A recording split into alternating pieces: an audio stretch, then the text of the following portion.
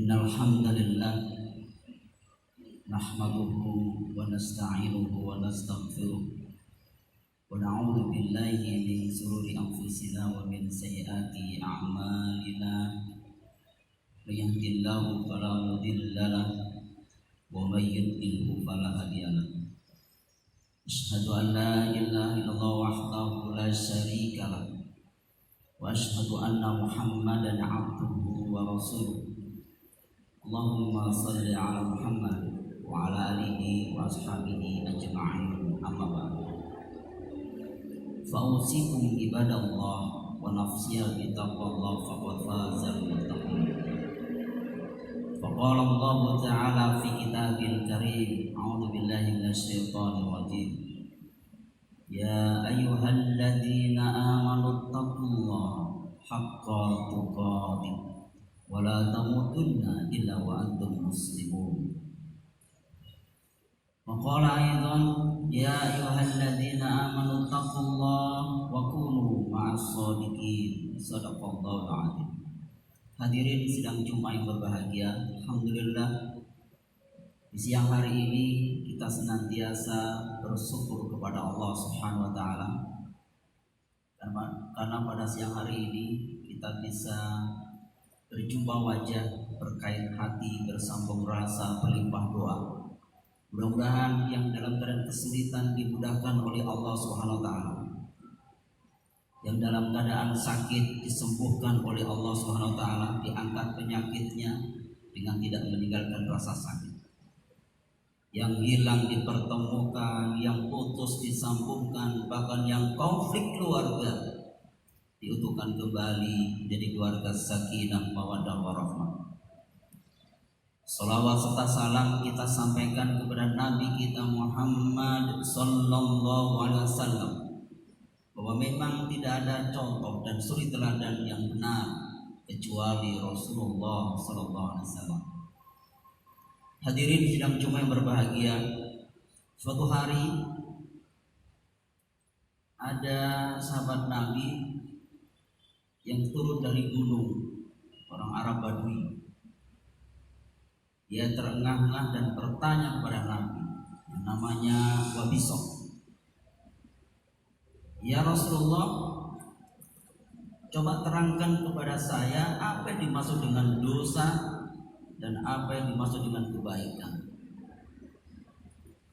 Kemudian Nabi memegang tangan Wabisah, meletakkan ke dada Wabisah, kemudian Nabi berkata, wahai Wabisah, yang dimaksud dengan dosa adalah yang membuat hatimu sumpek,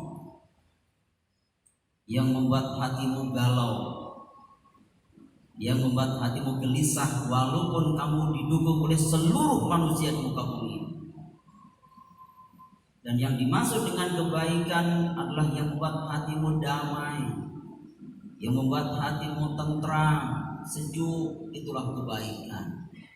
Sebab itu wahai Wabisah, istafti qalbaka, mintalah nasihat kepada hatimu. Istafti nafsaka, mintalah nasihat kepada dirimu. Karena dunia ini penuh dengan duri. Banyak duri jual beli perkara, duri kemaksiatan, duri menabung dosa. Kalau kita tidak hati-hati, pasti kita akan tertusuk duri kemaksiatan.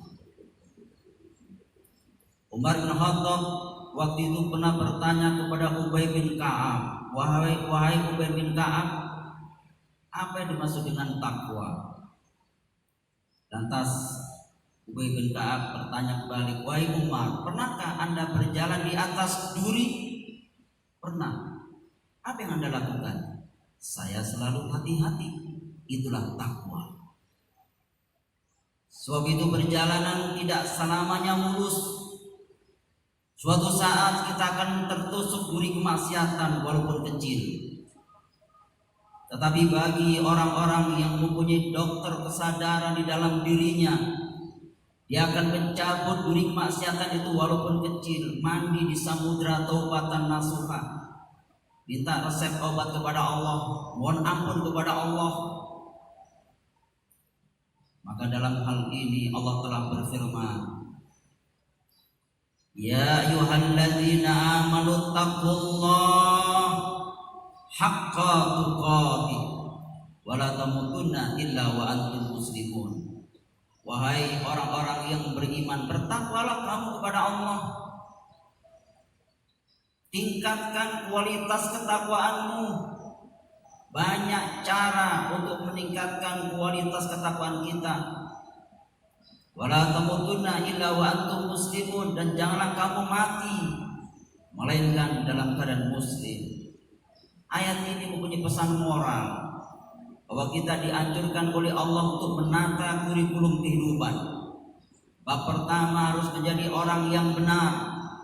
Bab kedua ditingkatkan amal-amal solehnya sampai bab penutup husnul khotimah. Itulah harapan kita. Caranya bagaimana meningkatkan kualitas ketakwaannya? Nabi contohkan. Hari-hari Nabi itu setiap malam dia selalu bangun malam untuk melaksanakan sholat tahajud. Nah, bagi orang mukmin sholat tahajud itu sudah mulai kebutuhan. Sense of need, rasa butuhnya ada kepada Allah. Karena inti sholat diantaranya adalah doa. Apalagi dilakukan di malam hari. Di saat itulah seorang hamba berkomunikasi dengan kekasihnya, manja dan mesra di pangkuannya, sambil mengatakan, Robbi firli, ampunilah aku, warhamni, sayangilah aku, wajburni, berilah kecukupan kepadaku, warafani, angkat derajatku, warzuqni, berilah petunjuk kepadaku, warzuqni, berilah rezeki kepadaku, wahdini, berilah petunjuk kepadaku, wa'afini, sehatkanlah aku, dan wa'fu'ani, maafkanlah semua kesalahanku. 8 doa di saat itu kita tidak punya apa-apa, memohon kepada Allah, apalagi dalam kondisi pandemi COVID-19 ini. Tidak ada kata dead end, tidak ada jalan buntu. Hamparkan sejenak, sholat 2 rakaat, memohon kepada Allah. Allah pasti kasih solusi. Kemudian kebiasaan Nabi setelah sholat tahajud, sholat duha. Sholat duha ini tidak ada hubungannya dengan rezeki atau uang. Sholat duha ini kata Nabi untuk mensyukuri sendi-sendi yang ada di dalam tubuh kita. Kurang lebih yang ada di dalam tubuh kita 390 sendi. Ini yang harus kita syukuri, dan kita bersyukur bangun tidur tidak stroke, masih lancar darah kita. Maka kata Nabi, untuk sedekah sendi-sendi yang ada di dalam tubuh kita, lakukan sholat duha, memohon kepada Allah. Kalau sholat duha itu dikaitkan dengan tender, biasanya Allah sebagai alternatif bukan tujuan. Begitu ada tender dia baru sholat duha, begitu tender nggak gol nggak sholat duha lagi.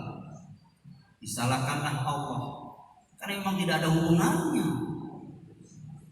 Karena orang-orang di luar sana, orang-orang kafir tidak pernah sholat duha, juga kaya secara materi. Tapi hari ini kita melakukan sholat duha agar kita lebih dekat dengan Allah Subhanahu wa ta'ala. Kemudian Nabi lakukan setelah sholat duha, apa biasa Nabi untuk meningkatkan kualitas ketakwaan? Baca Al-Quran. Zikir yang paling dominan lah baca Al-Quran, tentu dengan terjemahannya, karena kita bukan orang Arab, kecuali yang sudah mengerti tentang isi kandungan Al-Quran. Diresapi di dalam, karena Al-Quran adalah pedoman hidup.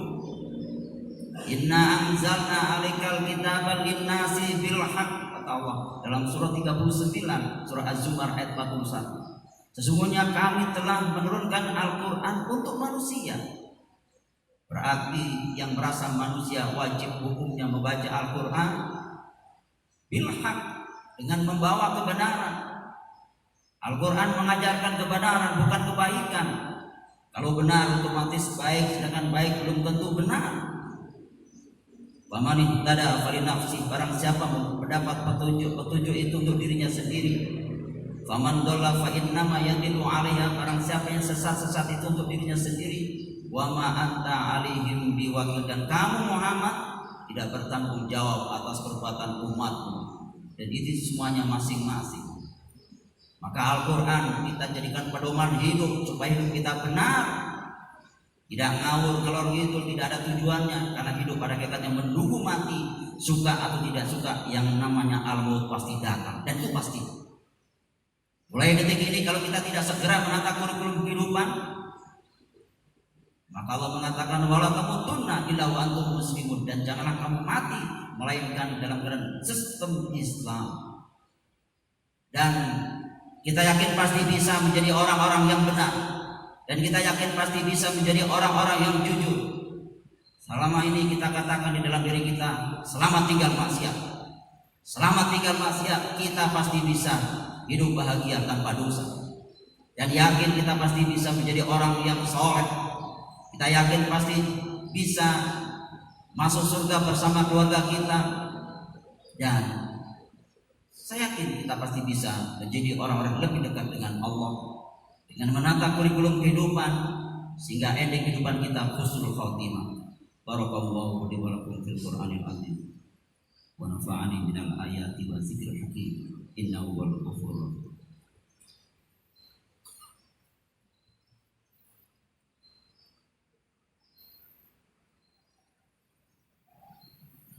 Alhamdulillah alladzi hadana li hadza wa ma kunna linahtadiya laula an hadana Allah. Asyhadu an la ilaha illallah wahdahu la syarika lah wa asyhadu anna Muhammadan abduhu wa rasuluh. Allahumma shalli ala Muhammad wa ala alihi wa ashabihi ajma'in. Amma ba'd. Faqala Allah ta'ala fi kitabil karim, a'udzu billahi minasyaitonir rajim. Ya ayyuhalladzina amanu taqullaha haqqa tuqatih wa la tamutunna illa wa antum muslimun. Wa qala aidan wasari'u ila maghfiratin min rabbikum wa jannatin 'arduha as-samawati wal ardu u'iddat lil muttaqin alladzina yunfikuna fis sarra'i wad dharra'i wal kadhimina al ghaidha wal 'afina 'anil nas wallahu yuhibbul muhsinin. Shadaqallahul 'azim. Hadirin sidang Jumat yang berbahagia, marilah kita mohon ampun kepada Allah dalam kondisi pandemi Covid-19 ini, agar kita dikuatkan iman kita dan kesabaran kita menghadapi ujian dan cobaan ini dengan mengucapkan kalimat istighfar, mohon ampun kepada Allah, dan yakinkan seluruh dosa-dosa kita diampuni oleh Allah, dan yakinkan segala amal ibadah kita diterima oleh Allah baik di dunia maupun di akhirat, dan yakinkan kita reuni keluarga di surga. Astaghfirullahaladzim, astaghfirullahaladzim wa atubu ilaih. Ya Rahman, Ya Rahim, Ya Aziz, Ya Ghaffar, Ya Arhamar Rahimin, irhamna ya Allah. Ya Rabbana, ya Tuhan kami, baru saja kami mengkaji ayat-ayat-Mu, kami duduk bersimpuh bermunajat kepada Engkau ya Allah. Sebab ya Rabbana, ampunilah dosa-dosa kami, bimbinglah kami ya Allah dalam menjalani sisa-sisa umur hidup kami, agar kami mampu untuk membedakan antara hak dengan batil. Ya Rabbana, Engkaulah yang maha mengetahui tentang masa depan kami. Jadikanlah masa depan kami ya Allah masa depan yang penuh dengan rahmat dan ridho, masa depan yang penuh dengan surga. Sebab ya Rabbana, bimbing kami ya Allah agar kami kuat dalam menghadapi ujian dan cobaan ini. Ya Rabbana, ampunilah dosa kedua orang tua kami, ibu yang mengandung dan melahirkan dengan susah payah, ampunilah dosa-dosanya. Ayah yang membesarkan kami ya Allah, ampunilah dosa-dosanya. Wabil khusus yang telah mendahului kita ya Allah, terimalah amal ibadahnya. Cintailah mereka ya Allah, sayangilah mereka ya Allah, sebagaimana beliau menyayangi kami sejak kecil. Ya Rabbana, ya Tuhan kami, ampunilah dosa saudara-saudara kami, muslimin dan muslimat, mukminin dan mukminat, baik yang hidup maupun telah tiada, baik yang hadir maupun tidak hadir.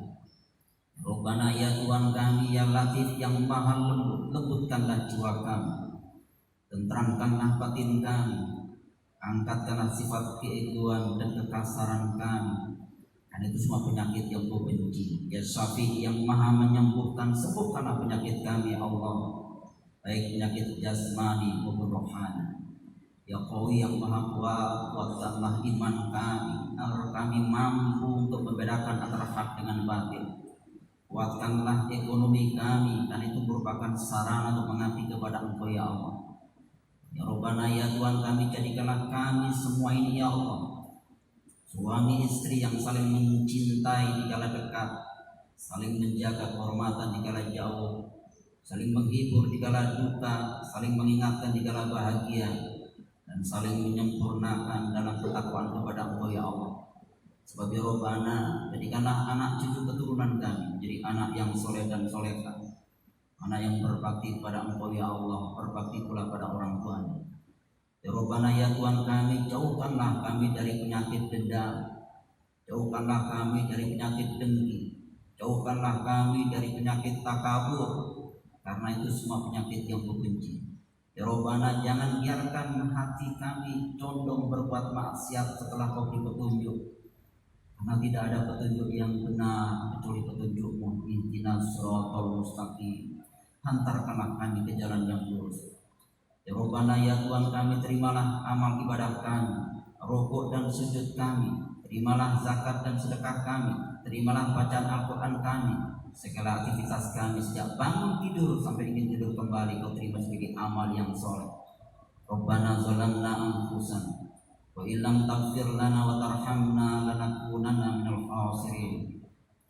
Rabbana atina fid dunya hasanah wa fil akhirati hasanah wa qina adzabannar wa adkhilnal jannata ma'al abrar ya aziz ya ghafar ya rabbal alamin. Rabbana taqabbal minna du'ana innaka antas samiul alim. Subhana rabbika rabbil izzati amma yasifun. Wassalamun alal mursalin walhamdulillahi rabbil alamin. Aqimis shalah. Allahu akbar, Allahu akbar. Asyhadu an la ilaha illallah. Asyhadu anna Muhammadar Rasulullah. Hayya 'alas salati, hayya 'alal falah. Qad qamatis salatu, qad qamatis salah. Allah